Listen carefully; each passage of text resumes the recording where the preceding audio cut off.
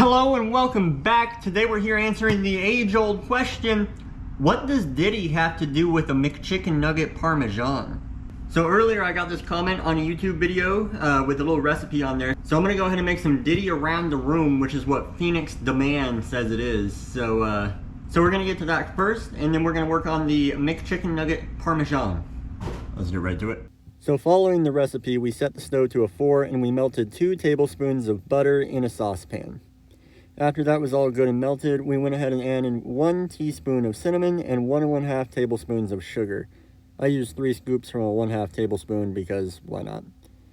Then we turned the stove up to a 6 and we mixed it all together lightly.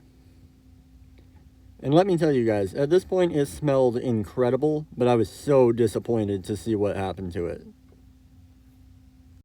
Alright, so this looks absolutely foul.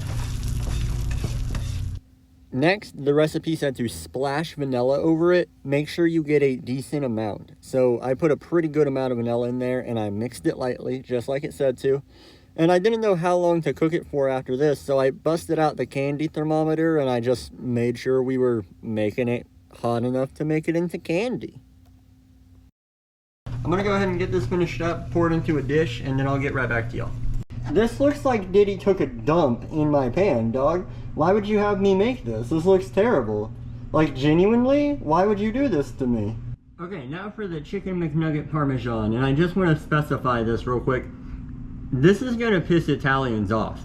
Like, I also have the half-length spaghetti, so just be ready for that, Mr. Italians.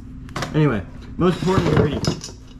Not imitation vanilla, but I just knocked that over, so give me a second. Most important ingredient, McNuggets in our our dish. We're just gonna put in, a few, you know? Put in like. I ended up using 6 nuggets because that's about the size of a chicken parm, and then I dumped tomato sauce over top. Just use a decent amount. I went with mozzarella and Parmesan for my cheeses. I would have added provolone, but I was all out, so boo-hoo. Next, I popped these bad boys in the oven at 350 for about 15 minutes. So this is Phoenix Demand's recipe for Diddy around the room. It's kind of just formed a hard surface, you see. I'm not sure if I made it correctly, my friend. Instructions unclear. Ended up building...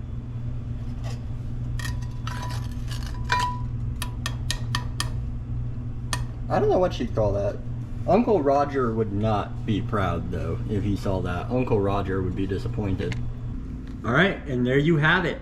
Chicken McNugget Parmesan with spaghetti and a Diddy around the room recipe so generously supplied by Phoenix Demand. If you'd like to try this at home, I'm concerned for your mental health. But I'm gonna go ahead and try it here. So yeah, anyway, there is the Diddy around the room. It smells good.